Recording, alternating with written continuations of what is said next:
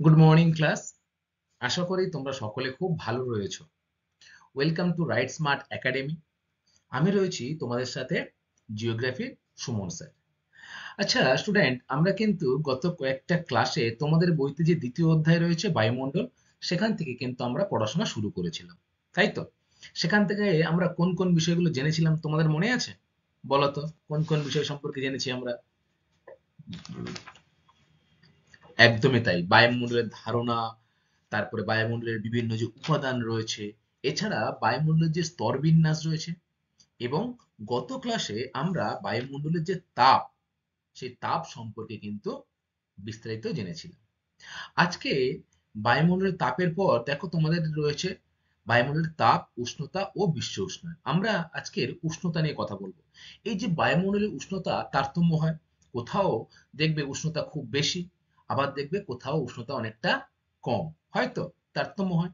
তাহলে বায়ুমণ্ডলের উষ্ণতার তারতম্যের যে কারণ সমূহগুলো রয়েছে, সেইগুলো সম্পর্কেই কিন্তু আজকের আমাদের এই ক্লাসটা। তার আগে গত ক্লাসের পড়া তোমাদের কেমন মনে আছে চলো একটু দেখি। আচ্ছা স্টুডেন্ট, কেউ আমাকে বলো যে বায়ুমণ্ডল কাকে বলে? বলতে পারবে? পারবে, বলো তাহলে। একদম ঠিকই বলেছো, যে যে অদৃশ্য গ্যাসীয় আবরণ কি করে, যে অতি সূক্ষ্ম ধূলিকণা এবং জলীয় বাষ্পকে সঙ্গে নিয়ে পৃথিবীকে বেষ্টন করে থাকে, এবং মাধ্যাকর্ষণ শক্তির দ্বারাই কিন্তু এটা পৃথিবীর চারিদিকে রয়েছে এবং আবর্তিত হচ্ছে। একে আমরা কি বলবো? বায়ুমণ্ডল, তাই তো? এই বায়ুমণ্ডলে কিন্তু অনেকগুলি উপাদান রয়েছে। কি কি উপাদান? ভেরি গুড, গ্যাসীয় উপাদান রয়েছে। আচ্ছা, এই যে তোমরা বললে গ্যাসীয় উপাদান, বলতে পারবে বায়ুমণ্ডলে সব থেকে বেশি পরিমাণে কোন গ্যাস রয়েছে? Very good, nitrogen. কত পার্সেন্ট রয়েছে? বাহ, 78.08% কিন্তু বাতাসে রয়েছে নাইট্রোজেন, তাই না? দেখো, এই যে নাইট্রোজেনের ঠিক পরে যে গ্যাসটি বায়ুমণ্ডলে সব থেকে বেশি রয়েছে সেটি কি? অক্সিজেন। ভেরি গুড, কত পার্সেন্ট রয়েছে? 20.94% কিন্তু রয়েছে অক্সিজেন। এছাড়া আরো অনেক গ্যাস কিন্তু বায়ুমণ্ডলে রয়েছে, যেমন নিয়ন, helium, argon, hydrogen, carbon die oxide, জলীয় বাষ্প, ওজোন, মিথেন, কার্বন মনোক্সাইড, বিভিন্ন রকম গ্যাস কিন্তু বায়ুমণ্ডলে আছে। তবে প্রথম যে দুটো আমি বললাম তোমাদের, নাইট্রোজেন এবং অক্সিজেন, এই দুটি গ্যাস কিন্তু বায়ুমণ্ডলে 99% অংশ জুড়ে রয়েছে। বাকি 1% মধ্যে কিন্তু অন্যান্য গ্যাসগুলি রয়েছে। স্টুডেন্ট, তোমাদের মনে আছে যে চারটি কিন্তু প্রধান নিষ্ক্রিয় গ্যাস রয়েছে, অর্থাৎ এগুলো কিন্তু বায়ুমণ্ডলের পরিমাণ খুবই কমের। ঠিক আছে, সেই চারটি গ্যাস কি কি বলতো? ভেরি গুড, নিয়ন, হিলিয়াম, জেনন, আর কি? ক্রিপ্টন। এই চারটি বায়ুকে আমরা কি বলবো? ভেরি গুড, নিষ্ক্রিয় গ্যাস, তাই তো? আচ্ছা, এছাড়া বায়ুমণ্ডলের আর কি কি উপাদান ছিল? তোমরা গ্যাসীয় উপাদান সম্পর্কে বললে, আর কি ছিল? ধূলিকণা, আর ভেরি গুড, জলীয় বাষ্প। তাহলে বায়ুমণ্ডলের তিনটি প্রধান উপাদান কিন্তু হলো বিভিন্ন গ্যাসীয় উপাদান, ধূলিকণা এবং কিন্তু জলীয় বাষ্প, তাই তো? আচ্ছা, আমরা বায়ুমণ্ডলের স্তর বিন্যাস পড়েছিলাম।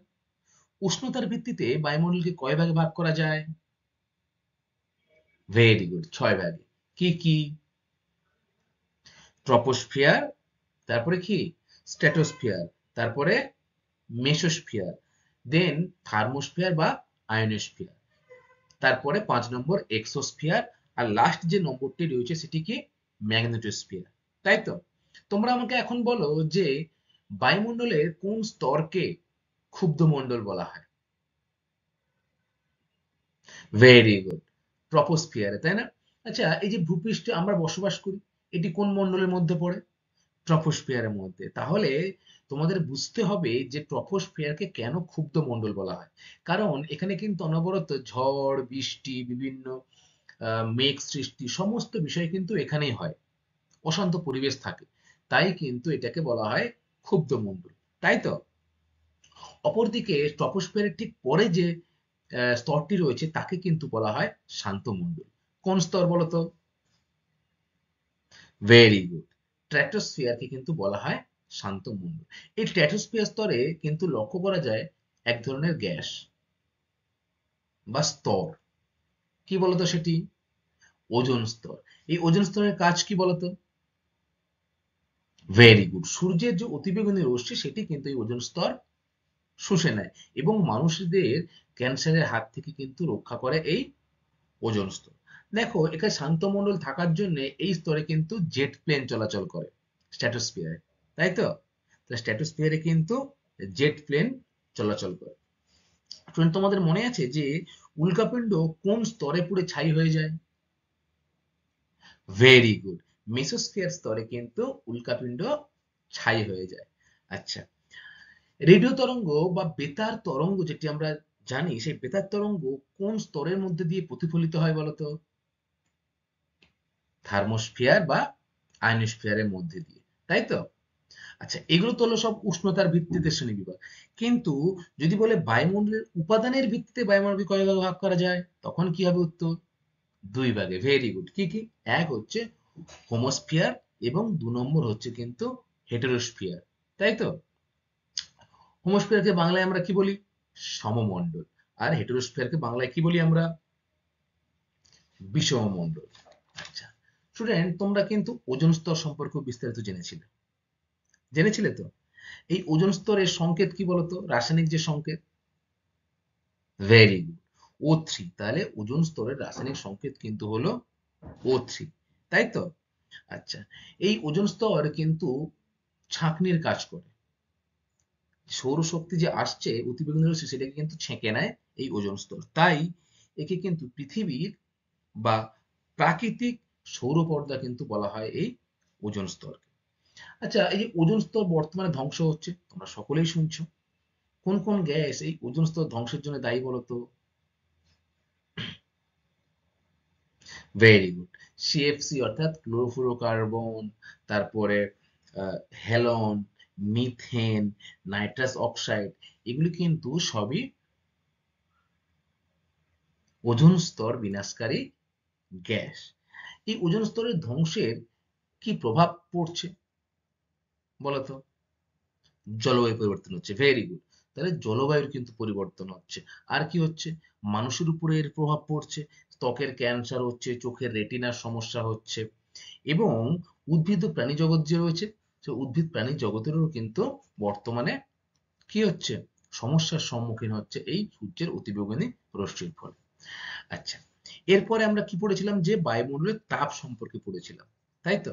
তোমরা আমাকে বলো ইনসুলেশন কাকে বলে? Very good. যে পৃথিবীতে আগত যে সৌরশক্তি তাকেই কিন্তু সংক্ষেপে কি বলা হয়? ইনসুলেশন, তাই না? আচ্ছা, উত্তাপের সমতা কি বলতো? বা তাপ বাজেট কাকে বলে? মনে আছে? বলো। দেখো, যে পরিমাণ আগত যে সৌর রশ্মি সেটি কিন্তু পৃথিবী পৃষ্ঠে বায়ুমণ্ডলে পৌঁছায়, তা কিন্তু দীর্ঘ তরঙ্গ রূপে কিন্তু পুনঃবিকিরিত হয়ে আবার মহাশূন্যে ফিরে যায়। এইভাবে পৃথিবীর যে তাপমাত্রা সেটি কিন্তু ভারসাম্য বজায় রাখে। একেই কিন্তু আমরা কি বলবো? উত্তাপের সমতা বা তাপ বাজেট। আচ্ছা, তোমাদের মনে আছে যে সৌর রশ্মির ২০০ কোটি ভাগের কত ভাগ আমাদের এই পৃথিবীতে আসে? Very good.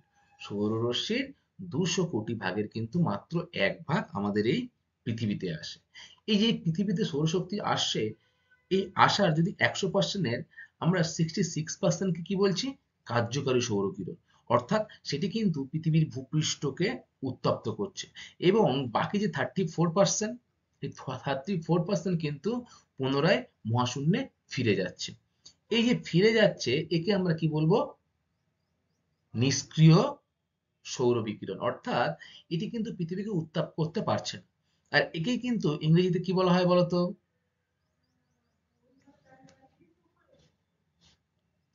পৃথিবীর অ্যালবেডো, তাই না? আচ্ছা, আর আমরা কি জেনেছিলাম স্টুডেন্ট? জেনেছিলাম যে বায়ুমণ্ডল যে উত্তপ্ত হয় তার পদ্ধতিগুলো কি? মনে আছে? কি কি পদ্ধতি বলো? শুধু পদ্ধতিগুলির নাম বলো। Very good. বিকিরণ পদ্ধতি, পরিবহন পদ্ধতি, পরিচলন পদ্ধতি, অ্যাডভোকেশনাল পদ্ধতি, এছাড়া কি দেখেছিলাম? যে প্রত্যক্ষ সৌরতাপ শোষণ পদ্ধতি, তাই তো? এই যে পদ্ধতিগুলি কিন্তু আমাদের এই ভূপৃষ্ঠকে বা বায়ুমণ্ডলকে কিন্তু উত্তপ্ত করে চলেছে। তোমরা এখন আমাকে বলবে যে বায়ুমণ্ডলের যে উষ্ণতা, সেই উষ্ণতা পরিমাপের এককগুলি কি কি? কোন এককে বায়ুমণ্ডলের উষ্ণতাগুলি মাপা হয়? Very good. ১ নম্বর সেলসিয়াস স্কেলে, তাই না? ২ নম্বর কি বলো? ফারেনহাইট স্কেলে, এবং ৩ নম্বর হচ্ছে রোমান স্কেল। তবে সেলসিয়াস স্কেল এবং ফারেনহাইট স্কেল, এই দুটি স্কেলেই কিন্তু পৃথিবীর বেশিরভাগ জায়গায় উষ্ণতার যে পরিমাপ সেটি করা হয়ে থাকে। দেখো, ফারেনহাইট স্কেলের কিন্তু একটা ঊর্ধ্বাঙ্ক এবং নিম্নাঙ্ক রয়েছে। রয়েছে তো? তাহলে বলো ফারেনহাইট স্কেলের নিম্নাঙ্ক কত? ভেরি গুড, ৩২ ডিগ্রি ফারেনহাইট, তাই তো? যদি বলে ঊর্ধ্বাঙ্ক কত, তাহলে কত হবে? বাহ, ২১২ ডিগ্রি ফারেনহাইট। দেখো, আমাদের যখন সেলসিয়াসে আমরা উষ্ণতা মাপছি তখন কিন্তু 0 ডিগ্রির নিচে নামলে তখন আমরা হিমাঙ্কর নিচে বা তাপমাত্রা কিন্তু হিমাঙ্কের নিচে পৌঁছে যায়। এই সেলসিয়াস ডিগ্রিতে যেটি 0 ডিগ্রি সেলসিয়াস, সেটিই কিন্তু ফারেনহাইট স্কেলে কত ডিগ্রি বলতো? ৩২ ডিগ্রি ফারেনহাইট। আচ্ছা স্টুডেন্ট, এই যে বায়ুমণ্ডলের উত্তপ্তার পদ্ধতিগুলো আমরা জেনেছিলাম, ৩-৪ রকম পদ্ধতি তোমরা বললে, সেই পদ্ধতিগুলির মধ্যে সব থেকে বেশি কার্যকরী কোনটা বলতো? ভেরি গুড, বিকিরণ পদ্ধতি, তাই তো? ঠিক আছে, তোমরা গত ক্লাসের পড়া খুব ভালো করেছো।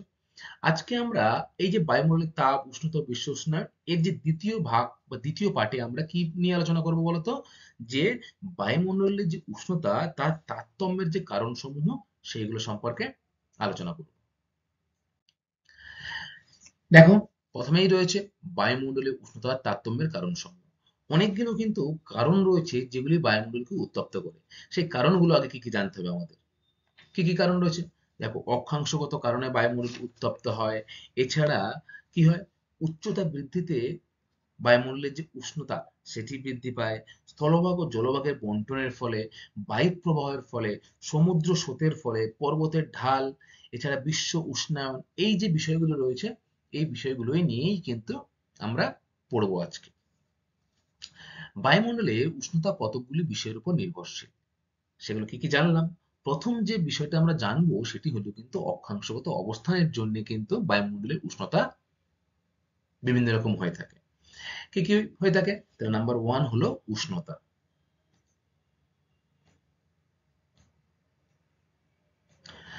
দেখো, কোন স্থানে আগত সূর্যরশ্মির পতন কোণ নির্ভর করে অক্ষাংশের উপর। তাহলে এই যে পৃথিবী, অক্ষরেখাগুলি কোনটা বলো? এইভাবে যে রেখাগুলো যায় সেগুলো কিন্তু অক্ষরেখা, তাই না? দেখো, মাঝখানে রয়েছে নিরক্ষরেখা বা নিরক্ষীয় অঞ্চল। তাহলে সূর্যরশ্মি কিন্তু নিরক্ষীয় অঞ্চলে সরাসরি তাপ দিচ্ছে, এবং মেরুর যে অঞ্চল, এই যে মেরু অঞ্চল, দক্ষিণ মেরু, উত্তর মেরু, দেখো সূর্যরশ্মি এরকম তির্যক ভাবে পড়ছে, তাই তো? এটিকেই কিন্তু বলা হয় সূর্যরশ্মির পতন কোণ। সেটা আমরা একটু পরেই পড়বো। তার আগে অক্ষাংশে দেখো কি কি বিষয়।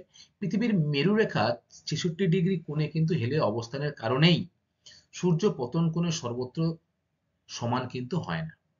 ফলে সূর্য নিরক্ষীয় অঞ্চলে যে উত্তাপটা দেবে সেটি কিন্তু মেরু অঞ্চলের দিকে সেই উত্তাপটা দিতে পারবে না। কারণ পৃথিবী কিন্তু ৬৬ ডিগ্রি কোণ করে হেলে অবস্থান করছে। আর দ্বিতীয়ত কি?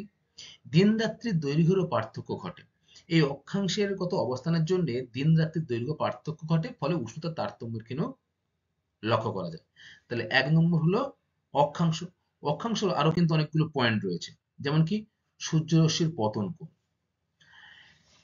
নিরক্ষীয় অঞ্চলে সূর্যরশ্মি লম্ব এবং উচ্চ মধ্য অক্ষাংশে কিন্তু তির্যক ও অতি তির্যক ভাবে কি পড়ে? সূর্যরশ্মি পড়ে, তাই তো? একটু আগেই তোমাদের বললাম, এই যে সূর্য দেখো তোমরা ছবি, নিরক্ষীয় অঞ্চলে লম্বভাবে পড়ছে, লম্বা ভাবে, এবং মেরু অঞ্চলে দেখো তির্যক ভাবে পড়ছে। ফলে কি হচ্ছে? ১ নম্বর,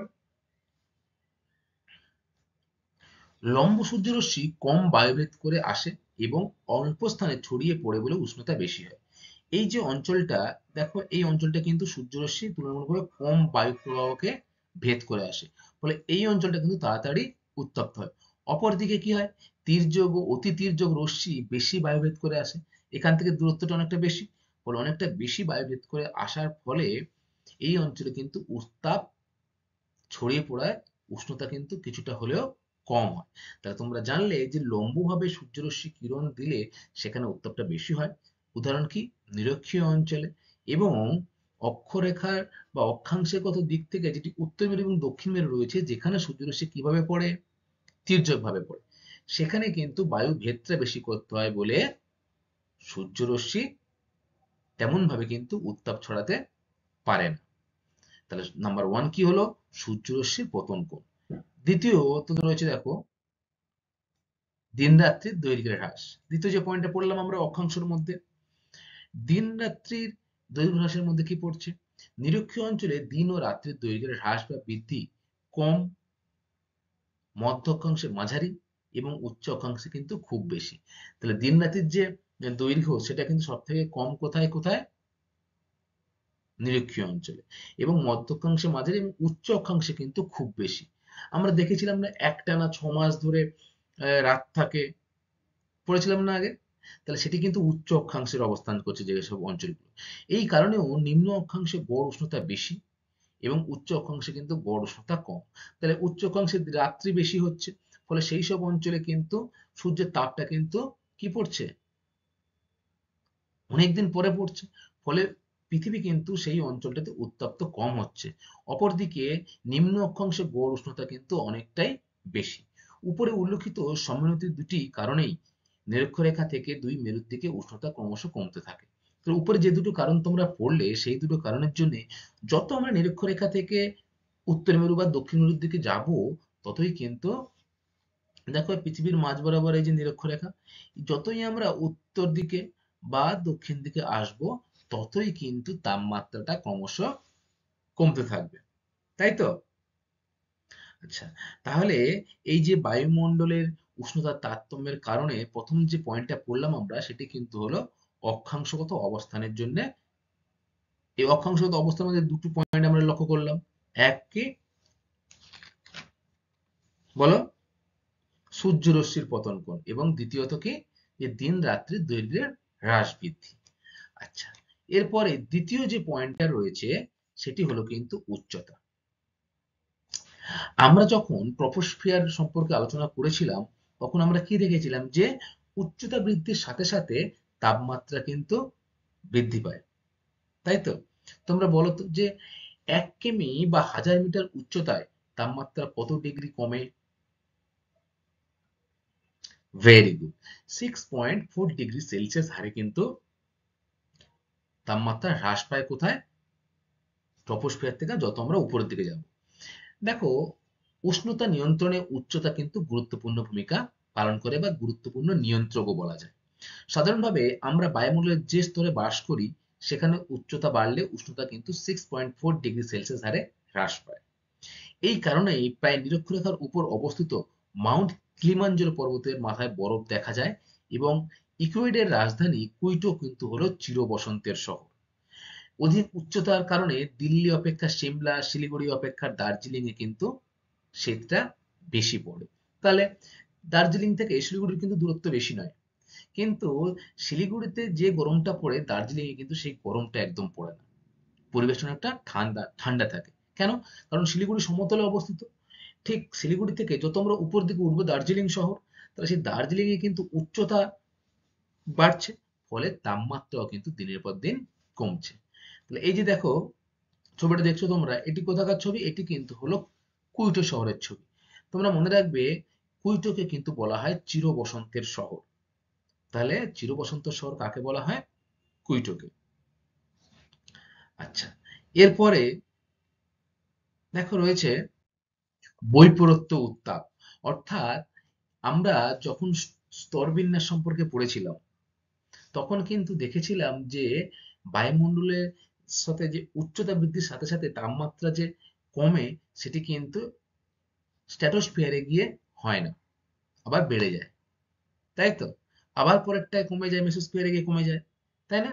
তাহলে সব ক্ষেত্রে কিন্তু যে উচ্চতা বৃদ্ধির সাথে সাথে তাপমাত্রা বেড়ে যাবে, সেটা কিন্তু হয় না। কি বলছে তাহলে দেখো তোমরা, সাধারণভাবে ভূপৃষ্ঠ সংলগ্ন বায়ুমণ্ডল অর্থাৎ ট্রপোস্ফিয়ার উচ্চতা বাড়লে কিন্তু উষ্ণতা কমে যায়। তবে কোনো কোনো ক্ষেত্রে এর ব্যতিক্রমও কিন্তু লক্ষ্য করা যায়। অর্থাৎ উচ্চতা বাড়লে উষ্ণতা কিন্তু না কমে বেড়ে যায়। তাহলে উচ্চতা বাড়লে অনেক সময় কি হচ্ছে যে তাপমাত্রাটা না কমে আরো বেড়ে যাচ্ছে।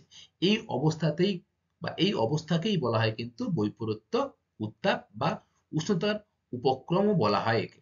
তাহলে বৈপরত্য উত্তাপ কাকে বলে তোমরা জানলে, যেটা সচরাচর হয়, অর্থাৎ ভূপৃষ্ঠ থেকে যত উপরে যাব আমরা তাপমাত্রা তত কি হবে, কমে যাবে। কিন্তু কিছু কিছু ক্ষেত্রে আবার এই তাপমাত্রাটা কিন্তু বেড়ে যায়। এই অবস্থাটাকে কিন্তু বলা হয় বৈপরত্য উত্তাপ। বৈপরত্য উষ্ণতা সাধারণভাবে ক্ষণস্থায়ী এবং স্বল্প অঞ্চল জুড়ে ঘটে। এই যে বৈপরত্য উত্তাপটা সেটা কিন্তু ক্ষণস্থায়ী, অনেকক্ষণ ধরে যে বিরাজ করবে তা কিন্তু নয়। হুম, বৈপরত্য উত্তাপ ক্ষণস্থায়ী এবং অল্প অঞ্চল অর্থাৎ কম জায়গা জুড়েই কিন্তু এই ঘটনাটা ঘটে থাকে। সেটিকে কি বলা হয়, বৈপরত্য উত্তাপ। দেখো ছবিতে তোমরা, এই যে অ্যানাবেটিক বায়ু, যেটি কিন্তু শান্ত বায়ু, সেটি কিন্তু উপরের দিকে উঠে যাচ্ছে, এবং ক্যাটাবেটিক বায়ু, যেটি কিন্তু শীতল বায়ু, সেটি কিন্তু নিচের দিকে নেমে আসছে। এইভাবে কিন্তু বৈপরত্য উত্তাপের সৃষ্টি হচ্ছে। 3 নম্বর যে পয়েন্টে রয়েছে দেখো, স্থলভাগ ও জলভাগের বন্টন। দেখো তোমাদের সাধারণভাবে আমাদের মনে হয় যে স্থলভাগের তুলনায় জলভাগ অনেকটা ঠান্ডা থাকে না, কেন বলতো? দেখো সেই সম্পর্কে কিন্তু জানবো। প্রাকৃতিক নিয়মে স্থলভাগ হচ্ছে মহাদেশ এবং জলভাগ কিন্তু হলো সমুদ্র, তাই তো? তাহলে এই স্থলভাগ অপেক্ষা জলভাগ কিন্তু দ্রুত হারে উষ্ণ হয় এবং দ্রুত হারেও শীতল হয়। আবার স্থলভাগ গঠনকারী উপাদানের বৈষম্য খুব বেশি থাকায় উষ্ণ ও শীতল হাওয়ায় হারের খুব বেশি পার্থক্য কিন্তু লক্ষ্য করা যায়। কিন্তু জলবায়ু কি হচ্ছে, জলভাগ তো তরল পদার্থ, তাই না? তাহলে জলভাগ তরল পদার্থ দিয়ে গঠিত হওয়ায় এই পার্থক্য কিন্তু লক্ষণীয় নয়। এই সময়ে বিষয়গুলি সমুদ্র, মহাদেশ ও উপকূলের অঞ্চলের উষ্ণতা তথা জলবায়ুর হেরফের ঘটায়। দেখা গেছে সমুদ্রের উপর দিন ও রাত কিংবা শীত ও গ্রীষ্মের উষ্ণতার পার্থক্য খুবই কম, কিন্তু স্থলভাগে বেশি। অর্থাৎ সমুদ্রের উপরে যে দিন রাতে যে তাপমাত্রা বা শীত গ্রীষ্ম যে তাপমাত্রা, এর পার্থক্যটা কিন্তু খুব কম। খুব গরম বা খুব যে শীত, এই পার্থক্যটা কিন্তু খুব কম। কিন্তু স্থলভাগে আমরা কি দেখি, যেমন গরমও পড়ে তেমন কিন্তু ঠান্ডাও লক্ষ্য করা যায়, তাই না? এই কারণে কিন্তু উপকূলের যে অঞ্চল, উপকূল অঞ্চল মানে কোন অঞ্চল, সমুদ্র তীরবর্তী অঞ্চল, তাই না? সেই সমুদ্র তীরবর্তী অঞ্চলে কিন্তু আবহাওয়া কেমন থাকে, সমভাবাপন্ন অবস্থায় থাকে।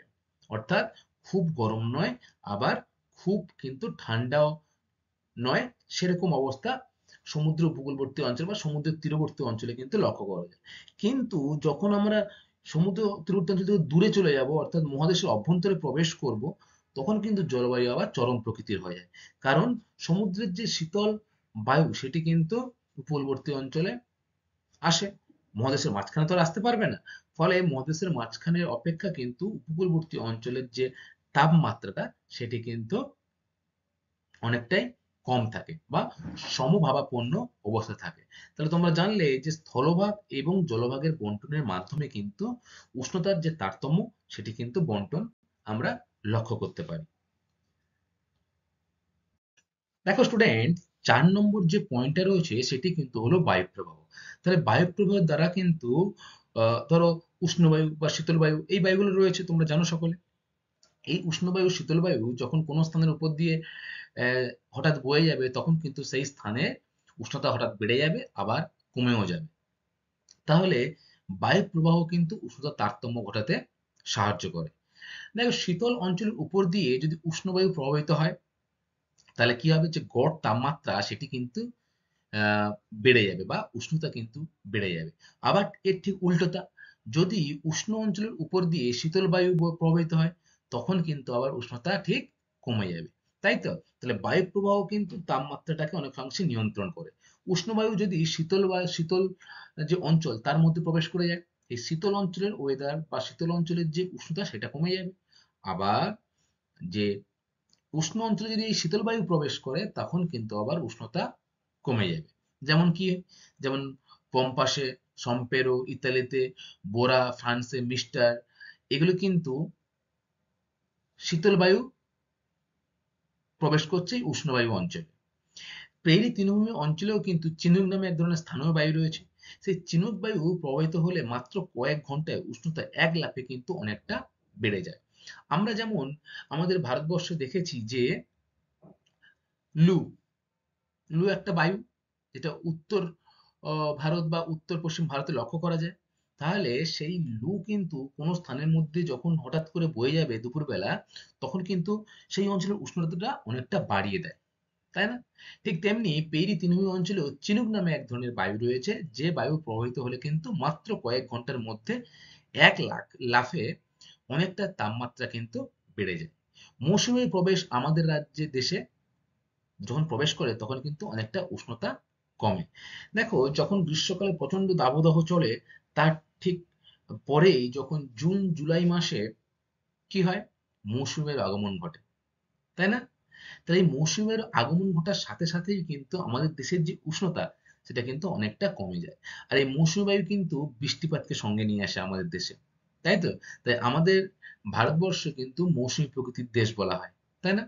আমাদের রাজ্যে গ্রীষ্মে যেদিন কালবৈশাখী হয়, সেই রাত্রে কিন্তু উষ্ণতা এক লাফে অনেকটা কমে যায়। দেখো, তোমরা অনেকে কালবৈশাখী হয় দেখেছো গ্রীষ্মকালে, বিকেলের দিকে, হয়তো?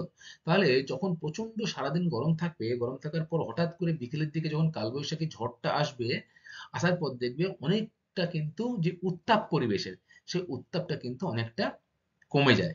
তাহলে তোমরা বুঝতেই পারছো যে হঠাৎ করে শীতল বায়ু বা হঠাৎ করে উষ্ণ বায়ু কোনো অঞ্চলের মধ্যে প্রবেশ করলে সেই অঞ্চলের তাপমাত্রা কিন্তু তারতম্য লক্ষ্য করা যায়। দেখো, এখানে লুর উদাহরণ দিয়েছি। আগেই তোমাদের আমি বলেছি যে লু কিন্তু উত্তর পশ্চিম ভারতে প্রবাহে করলে উষ্ণতা অনেকটা আবার বেড়ে যায়। তাহলে নাম্বার 4 কি হলো, যে বায়ুমণ্ডল। এরপরে 5 নম্বর হচ্ছে, দেখো, সমুদ্র স্রোত।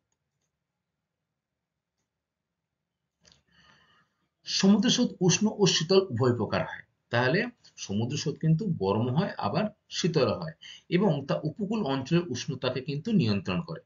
তাহলে সমুদ্র স্রোত কিন্তু উপকূলবর্তী যে অঞ্চলের যে তাপমাত্রা তাকে কিন্তু নিয়ন্ত্রণ করে। আমরা একটু আগে পড়লাম না যে উপকূলবর্তী অঞ্চলের যে তাপমাত্রা সেটা সমভাবাপন্ন, এবং ধীরে ধীরে যখন আমরা উপকূলবর্তী অঞ্চল থেকে মহাদেশের মধ্যে অবস্থান করব, তখন কিন্তু তাপমাত্রাটা চরম প্রকৃতির হয়, তাই তো? তাহলে এই যে সমুদ্র স্রোত, এই সমুদ্র স্রোত কিন্তু উপকূলবর্তী অঞ্চলের আবহাওয়া পরিবর্তনে অনেকটা গুরুত্বপূর্ণ ভূমিকা পালন করে। উষ্ণ উপসাগরীয় স্রোতের প্রভাবে নরওয়ের উত্তরে হ্যামারস্ট্রেস্ট বন্দর দিয়ে শীতকালেও কিন্তু জাহাজ চলাচল করতে পারে। অথচ পাশেই বাল্টিক সাগর রয়েছে, সেখানে কিন্তু কংক্রিটের মতো বরফ পড়ে যায়। তাহলে এই যে হামারফিস্ট বন্দর রয়েছে, সেখানে কিন্তু উষ্ণ স্রোতটা প্রবেশ করছে, ফলে সেখানকার কিন্তু জলটা বরফে পরিণত হতে পারছে না। আবহাওয়া যদি উত্তপ্ত হয়ে যায় এবং গরম থাকে, তাহলে বরফ পড়বে না নদীতে। তাহলে সেই হামারফেস্ট বন্দর কিন্তু শীতকালেও কিন্তু উষ্ণ বায়ুর প্রভাবে বরফে পরিণত হয় না, ফলে জাহাজ কিন্তু চলাচল করতে পারে। অথচ তার ঠিক পাশেই রয়েছে বাল্টিক সাগর। সেই বাল্টিক সাগরে কিন্তু কংক্রিটের মতো কিন্তু শক্ত, যে ঠান্ডা পড়লে যে বা বরফ পড়লে যে জল যে বরফ হয়ে যায়, সেই কংক্রিটের মতো বরফ কিন্তু হয়ে যায় এই বাল্টিক সাগর। একইভাবে শীতল বেঙ্গুয়েলা স্রোতের কারণে দক্ষিণ আফ্রিকার কেপটাউন অঞ্চলের গড় উষ্ণতা কিন্তু অনেকটাই কম। তাহলে কি, শীতল স্রোতের প্রভাবে সমুদ্র দিক থেকে যে শীতল স্রোত সেটি স্থলভাগের মধ্যে এই দক্ষিণ আফ্রিকার কেপটাউনে প্রবেশ করছে, ফলে সেই অঞ্চলের কিন্তু আবার তাপমাত্রাটা কিন্তু অন্যান্য অঞ্চলের তুলনায় অনেকটাই কম। ফলে তোমরা বুঝতেই পারছো সমুদ্র স্রোত কিন্তু বায়ুমণ্ডলের যে উষ্ণতার তারতম্য, সেটি কিন্তু অনেকাংশে চেঞ্জ করতে বা পরিবর্তন করতে কিন্তু অনেকটা সাহায্য করে, তাই তো? তাহলে আমরা কি কি পয়েন্ট পড়লাম, যে বায়ুমণ্ডলের তারতম্যের যে বন্টন, বায়ুমণ্ডলের উষ্ণতার তারতম্যের যে কারণসমূহ বলতে আমরা কি কি বললাম? প্রথমে অক্ষাংশগত অবস্থানের ফলে তারতম্য। নাম্বার 2, উচ্চতা বৃদ্ধির ফলে বায়ুমণ্ডলের যে উষ্ণতা তার তারতম্য। 3 নাম্বার কি পড়েছিলাম? স্থলভাগ এবং জলভাগের বন্টনের ফলে তারতম্যের কারণ। এছাড়া নাম্বার 4 কি পড়েছিলাম? যে বায়ুপ্রবাহ, বায়ুপ্রবাহ দ্বারাও কিন্তু উষ্ণতার তারতম্য লক্ষ্য করা যায়। এবং ফাইনালি আমরা 5টা জানলাম যে সমুদ্র স্রোত সম্পর্কে। এরপরে আরো 3টি 4টি পয়েন্ট রয়েছে, সেগুলো আমরা দেখব। দেখো রয়েছে আহ, উপকূলীয় সামুদ্রিক জলবায়ু, অর্থাৎ এটি কিন্তু যে 5 নম্বর ভাগটা সমুদ্র স্রোত সেখান থেকেই আসছে। এখানে দিনের বেলা সমুদ্র থেকে স্থলভাগে এবং রাতের বেলা স্থলভাগ থেকে সমুদ্রের দিকে কিন্তু বায়ু যায়। তাহলে দিনের বেলা কি হচ্ছে, সমুদ্র থেকে স্থলভাগের দিকে আসছে, আবার রাত্রেবেলা কি হচ্ছে, স্থলভাগ থেকে সমুদ্রের দিকে বায়ু যাচ্ছে। 24 ঘন্টার বায়ু প্রবাহের কারণে উপকূলীয় জলবায়ু অঞ্চল নাতিশীতোষ্ণ প্রকৃতির হয়, বা এর চরমতা কিন্তু খুব কম। এই কারণেই ভারতের উপকূলবর্তী অংশ কিন্তু সমভাবাপন্ন, অর্থাৎ ভারতের যে উপকূলবর্তী অঞ্চল বা সমুদ্র তীরবর্তী অঞ্চল সেগুলো কিন্তু সমভাবাপন্ন। কারণ দিনের বেলা এই সমুদ্রের উপর থেকে যে শীতল বায়ু সেটি কিন্তু এই উপকূলবর্তী অঞ্চলে প্রবেশ করছে, আবার রাত্রেবেলা যে গরম বায়ুটা সেটি কিন্তু ধীরে ধীরে সমুদ্রের দিকে প্রবেশ করছে। ফলে এই ভারতের উপকূলবর্তী অঞ্চলের যে প্রকৃতি সেটি কেমন, যে সমভাবাপন্ন। ভূমধ্যসাগরীয় জলবায়ু পশ্চিম ইউরোপীয় জলবায়ু একই প্রকৃতির। তাহলে ভূমধ্যসাগরীয় জলবায়ু কিন্তু সেম, অর্থাৎ না শীত না উষ্ণ। এই যে জলবায়ু সেটাকে কি বলা হচ্ছে, ভূমধ্যসাগরীয় জলবায়ু অঞ্চলের উষ্ণতা। তাহলে আমরা কি জানলাম, যে উপকূলীয় সামুদ্রিক যে জলবায়ু সেটি কিন্তু সমভাবাপন্ন, চরমতা কিন্তু খুবই কম, তাই তো। এবারে আমরা আসবো মহাদেশের অভ্যন্তরে। মহাদেশের অভ্যন্তরে জলবায়ু কেমন হবে, তোমরা বুঝতেই পারছো আশা করি। ভেরি গুড, চরম ভাবাপন্ন হবে, তাই না। তাহলে আগেরটা ছিল সমভাবাপন্ন, এটি হবে কিন্তু চরম ভাবাপন্ন। উপকূল অঞ্চল থেকে অনেকটা দূরে মহাদেশের অভ্যন্তরে সমুদ্রের প্রভাব কিন্তু তেমন একটা থাকে না। তাই জলবায়ু চরম ভাবাপন্ন প্রকৃতির, অর্থাৎ গ্রীষ্মের প্রখরতা যেমন খুব বেশি থাকে, তেমনি শীতের যে তীব্রতা সেটিও কিন্তু খুব বেশি থাকে। বার্ষিক উষ্ণতার প্রসর এখানে কিন্তু খুব বেশি। তাহলে বার্ষিক যে উষ্ণতার প্রসর সেটি কিন্তু মহাদেশীয় জলবায়ু অঞ্চলে খুব বেশি। আচ্ছা, তাহলে দুটো ভাগ সম্পর্কে আমরা জানলাম, উপকূলীয় সামুদ্রিক জলবায়ু এবং মহাদেশীয় জলবায়ু। এরপরে 6 নম্বর যে পয়েন্টটা রয়েছে সেটা নিয়ে কিন্তু আমরা একটু আলোচনা করব। কি সেই পয়েন্টটা, পর্বতের অবস্থান ও ভূমির ঢালের ফলেও কিন্তু বায়ুমণ্ডলে উষ্ণতার তারতম্য লক্ষ্য করা যায়। দেখো পর্বতের ঢালে কিভাবে এই উষ্ণতার তারতম্য লক্ষ্য করা যায়।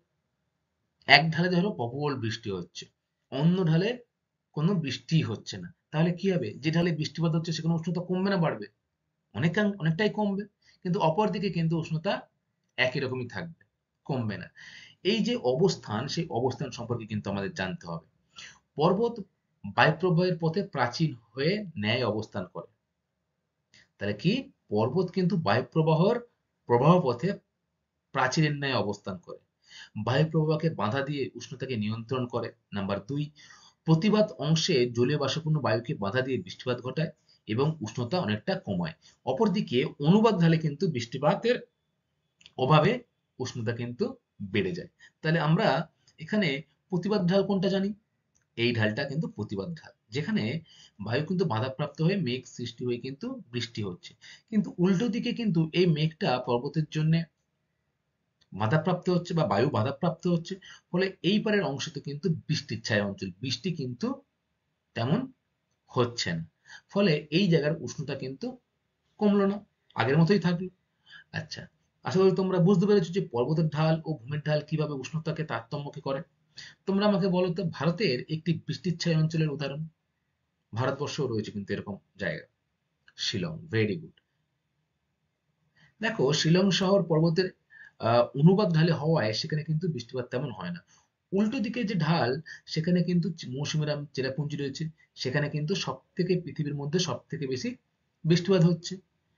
উত্তর গোলার্ধে দেখো, তারপরে উত্তর গোলার্ধে ভূমির ঢাল দক্ষিণমুখী হলে সূর্যরশ্মির পতন কোণ বেশি হয় বলে উষ্ণতা বাড়ে, ঢাল উত্তরমুখী হলে সূর্যরশ্মি তীর্যকভাবে পড়ে বলে উষ্ণতা কমে।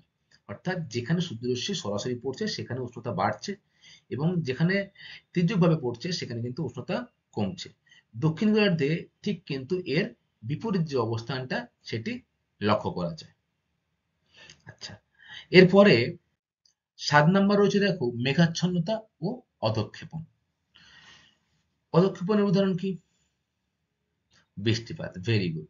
দেখো আকাশ মেঘমুক্ত থাকলে সৌরশক্তির আগমন ও বিকিরণের আনুপাতিক হার কিন্তু বাড়ে। যদি আকাশ মেঘমুক্ত হয় তাহলে সৌর রশ্মি সেটি কিন্তু ভূপৃষ্ঠতে সরাসরি আসতে পারে। যদি মেঘ থাকে আকাশে তাহলে কিন্তু মেঘ কিন্তু সূর্যের আলোকে ঢেকে দেয়। কিন্তু আকাশ মেঘাচ্ছন্ন থাকলে বিকিরণ শক্তিতে জলীয় বাষ্প শোষণ করে পুনরায় ভূপৃষ্ঠের দিকে কিন্তু পুনঃবিকিরণ ঘটায়। ফলে নিচে উষ্ণতা কিন্তু আবদ্ধ হয়ে থাকে।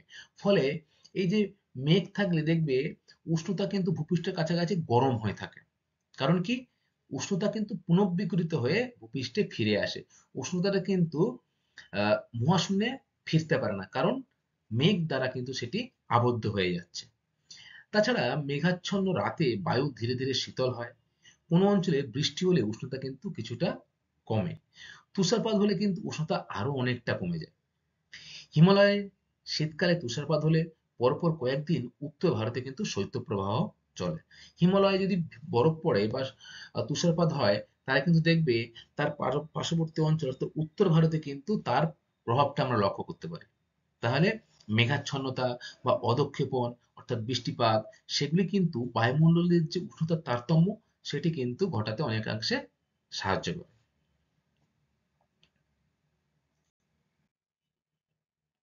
নাম্বার ৮, স্বাভাবিক উদ্ভিদ। স্বাভাবিক উদ্ভিদ কিভাবে বায়ুমণ্ডলের তারতম্য, উষ্ণতার তারতম্য চেঞ্জ করবে বা উষ্ণতার তারতম্য ঘটাবে? দেখো, যেখানে বনভূমি অঞ্চল রয়েছে সেখানে কিন্তু বাষ্পমোচন অধিক হয়। এবারে বাষ্পমোচন প্রক্রিয়ায় উষ্ণতা ব্যাহত হয় এবং গাছ ছায়া সৃষ্টি করে বলে উষ্ণতা কিন্তু অনেকটা কম হয়। ব্যাপক হারে বনভূমি ধ্বংসের কারণে পৃথিবীর যে উষ্ণতা সেটি কিন্তু ধীরে ধীরে আজকে বেড়ে চলেছে। তাই তো? তাহলে কি স্বাভাবিক উদ্ভিদ যদি যে অঞ্চলে বেশি থাকবে সেখানে বাষ্পমোচন বেশি হবে। ফলে উষ্ণতা কিন্তু বাষ্পোচনের দ্বারা ব্যাহত হবে। গাছ ছায়া প্রদান করবে, ফলে ভূপৃষ্ঠটা কিন্তু অনেকাংশে উষ্ণতা কম থাকবে। যেসব অঞ্চলে ব্যাপক হারে বনভূমি ধ্বংস করা হয়েছে সেই সব অঞ্চলে কিন্তু ধীরে ধীরে তাপমাত্রাটা কিন্তু অনেকটাই বেড়ে গেছে। যেমন সাহারা মরুভূমি, থর মরুভূমি, এই মরুভূমি অঞ্চলগুলিতে কিন্তু দেখবে তাপমাত্রাটা কিন্তু যথেষ্ট বেশি। আচ্ছা, নাম্বার ৯, মৃত্তিকা। মৃত্তিকার তাপ শোষণ ক্ষমতা ও বিকিরণের হার ভিন্ন ভিন্ন হয়ে থাকে। তাই তো? মৃত্তিকাও কিন্তু তাপ শোষণ করে। বালি মাটি তাপ শোষণ ও বিকিরণ অতি দ্রুত হারে করে বলে মরুভূমিতে দিনের বেলা কিন্তু গরম যেমন বেশি হয়, তেমনি রাত্রে কিন্তু ঠান্ডাও খুব অনুভূত হয়। মরু অঞ্চলে কি হয়? এই যে বালি অঞ্চল, সেখানে সূর্যের যে রশ্মি সেটি কিন্তু তাপটি খুব তাড়াতাড়ি সে শোষণ করে নেয়। ফলে ভূপৃষ্ঠটা কিন্তু তাড়াতাড়ি উত্তপ্ত হয়ে যায়। আবার রাতের বেলা কি হয়? যেই রাত্রের বেলা সূর্য অস্ত যায়, তখন কিন্তু এই তাপটা কিন্তু সঙ্গে সঙ্গে সে বিকৃত করে এবং মহাশূন্যে তাপটা ফিরে যায়। ফলে খুব তাড়াতাড়ি কিন্তু এই অঞ্চল ঠান্ডাও হয়ে যায়। আবার ল্যাটেরাইট এর তাপ শোষণ ক্ষমতা মাঝারি, পলিমাটির কম। ফলে পলিমাটিযুক্ত অঞ্চলে উষ্ণতা দিনের বেলা রাত্রের বেলা কিন্তু অনেকটাই একই রকম থাকে। তুলনামূলকভাবে কিন্তু রাত্রে কম থাকে, কিন্তু দিনের বেলা কিন্তু যথেষ্ট বেশি থাকে পলিমাটি অঞ্চলে। তাহলে তোমরা বুঝতে পারলে যে স্বাভাবিক উদ্ভিদ, মৃত্তিকাও কিন্তু বায়ুমণ্ডলের যে উষ্ণতার তারতম্য সেটি ঘটাতে সাহায্য করে। এরপরে ১০ নম্বর রয়েছে, দেখো, নগরায়ন ও শিল্পায়ন। তোমরা সকলেই জানো এই বর্তমানে নগরায়নের সম্পর্কে। অর্থাৎ মানুষ কিন্তু বিভিন্ন কার্যাবলী উন্নয়ন, স্বল্পকালীন উন্নয়ন এবং দীর্ঘকালীন পরিবর্তন কিন্তু ঘটাচ্ছে। শহর নগরে অসংখ্য কলকারখানা, পাকা বাড়ি, পাকা রাস্তা, যানবাহন অধিক, বায়বীয় কণা, বৃক্ষচ্ছেদন, বনভূমির হ্রাস ইত্যাদির কারণে কিন্তু পার্শ্ববর্তী যে আহ, অঞ্চল সেটি কিন্তু এই শহর অঞ্চলে কিন্তু উত্তপ্ত হয়ে যাচ্ছে। কিন্তু এর ঠিক পাশে যে গ্রামাঞ্চল রয়েছে শহর অঞ্চলের পাশে, সেই গ্রাম অঞ্চলের তুলনায় কিন্তু শহর অঞ্চল বেশি উত্তপ্ত হচ্ছে। কেন হচ্ছে? এই যে কারণগুলো তোমাদের সাথে আলোচনা করলাম, যেমন অসংখ্য কলকারখানা, পাকা বাড়ি, যানবাহনের অধিক্য বেশি। ফলে গ্রাম অঞ্চলের তুলনায় কিন্তু শহর অঞ্চল অনেকটা বেশি উত্তপ্ত হচ্ছে। তাই শহর ও নগর হলো তাপদ্বীপ। তাহলে কি তাপদ্বীপ কাকে বলছে? যে শহর ও নগরগুলোকে বলা হয় তাপদ্বীপ। গ্রিন হাউস প্রভাবজনিত বিশ্ব উষ্ণায়নের জন্য কিন্তু মানুষই দায়ী। এই যে গ্রিন হাউস প্রভাবজনিত বিশ্ব উষ্ণায়ন হচ্ছে, তার ফলে যে দায়ী সেটিকে মানুষ। তাহলে তোমরা বুঝলে যে নগরায়ন ও শিল্পায়নের ফলে শহরের যে তাপমাত্রা সেটি কিন্তু অনেকটাই বেশি থাকছে। আবার গ্রামাঞ্চলে কি গাছপালার পরিমাণ বেশি ইত্যাদির কারণে কিন্তু গাড়ি ঘোড়ার সংখ্যা কম ইত্যাদির কারণে কিন্তু তাপমাত্রাটা শহর অঞ্চলের তুলনায় গ্রাম অঞ্চলে অনেকটাই কম। তাহলে নগরায়ন ও শিল্পায়নও কিন্তু উষ্ণতার তারতম্য ঘটাতে সাহায্য করে। তাই তো? আচ্ছা, ঠিক আছে স্টুডেন্ট, আজকের ক্লাসটা এই পর্যন্তই। আশা করি তোমরা সমস্ত বিষয় সম্পর্কে অবগত হয়েছো। আজকের আমরা যেটুকু পড়লাম সেখান থেকে পরীক্ষায় কি কি প্রশ্ন আসে সেটা কিন্তু আমরা একটু দেখব। দেখো, প্রথম যে প্রশ্নটা রয়েছে, নাম্বার ওয়ান, চিরবসন্তের শহর কাকে বলা হয়? বলো। ভেরি গুড, বসন্তের শহর বলা হয় কিন্তু কুইটো শহরকে, তাই তো? এই কুইটো কোথায় অবস্থান করছে? ইকুয়েডের রাজধানী। তাহলে ইকুয়েডের রাজধানী হলো কুইটো, যেটিকে বলা হয় চিরবসন্তের শহর। নাম্বার দুই, প্রতি 1 কিমি উচ্চতায় কত ডিগ্রি তাপমাত্রা হ্রাস পায়? ভেরি গুড, প্রতি 1 কিমি উচ্চতায় কিন্তু তাপমাত্রা 6.4 ডিগ্রি সেলসিয়াস হারে কিন্তু হ্রাস পায়। Very good. এরপরে আমাকে বলো যে বৈপরীত্য উত্তাপ কি? আমরা সাধারণভাবে কি লক্ষ্য করেছি? আচ্ছা, তোমরাই বলো আগে। হ্যাঁ, তাপ না বেড়ে কিন্তু কমে যায় উচ্চতা বাড়ার সাথে সাথে, তাই তো? তাহলে সাধারণভাবে কিন্তু ভূপৃষ্ঠ সংলগ্ন বায়ুমণ্ডলে যখন আমরা উচ্চতা বাড়ে তখন কিন্তু উষ্ণতা কমে। কিন্তু সব ক্ষেত্রে কিন্তু এটা হয় তা না। মাঝে মাঝে এর ব্যতিক্রম ঘটে, অর্থাৎ উচ্চতা বাড়ার সাথে সাথে তাপমাত্রাও কিন্তু বেড়ে যাচ্ছে। এই যে অবস্থাটাকে আমরা কি বলবো? বৈপরীত্য উত্তাপ বা বৈপরীত্য উষ্ণতা। আচ্ছা, কোন অঞ্চলে চিনুক বায়ু প্রবাহিত হয়? বলো। ফেইরিতিনয় অঞ্চলে। Very good. আচ্ছা বলো তো, ভারতের কোন স্থানে লু যে স্থানীয় বায়ু রয়েছে সেই লু প্রবাহিত হয়? উত্তর পশ্চিম ভারতে গ্রীষ্মকালে কিন্তু দুপুরবেলা এই লু বাতাস প্রবাহিত হয়। আচ্ছা, কালবৈশাখী কোথায় হয়? আমাদের রাজ্যে পশ্চিমবঙ্গে, তাই তো? আচ্ছা, নাম্বার 5, বায়ুমণ্ডলে উষ্ণতার তারতম্যের কারণ সমূহগুলি আলোচনা করো। এটি কিন্তু পরীক্ষায় 4 নাম্বার বা 5 নাম্বারের আসতে পারে। তোমরা কিন্তু 5-6টা পয়েন্ট সম্পর্কে কিন্তু ডিসকাস করতে হবে। তোমরা শুধু এখানে পয়েন্টগুলো বলো, কি কি পয়েন্টের জন্য বা কি কি কারণের জন্য তাপমাত্রা পরিবর্তন হয়, তারতম্য হয়? অক্ষাংশগত অবস্থান। Very good. দ্বিতীয়, বায়ু প্রবাহ। আর সমুদ্র স্রোত। আর কি রয়েছে? উচ্চতা, স্থলভাগ ও জলভাগের অবস্থান, পর্বতের অবস্থান, বিশ্ব উষ্ণায়ন, নগরায়ন, তাই তো? মৃত্তিকা, স্বাভাবিক উদ্ভিদ, অসংখ্য পয়েন্ট কিন্তু রয়েছে যেগুলি এই বায়ুমণ্ডলের উষ্ণতার তারতম্য ঘটাতে সাহায্য করে। ঠিক আছে স্টুডেন্ট, আজকের ক্লাসটা আমাদের এই পর্যন্তই। এর পরবর্তী ক্লাসে আমি তোমাদের সাথে বিশ্ব উষ্ণায়ন বা গ্রিন হাউস গ্যাসের যে ভূমিকা বিশ্ব উষ্ণায়নে, সেই সম্পর্কে কিন্তু আলোচনা করব। ক্লাসটা মনোযোগ দিয়ে শোনার জন্য তোমাদের সকলকে অসংখ্য ধন্যবাদ। Thank you class.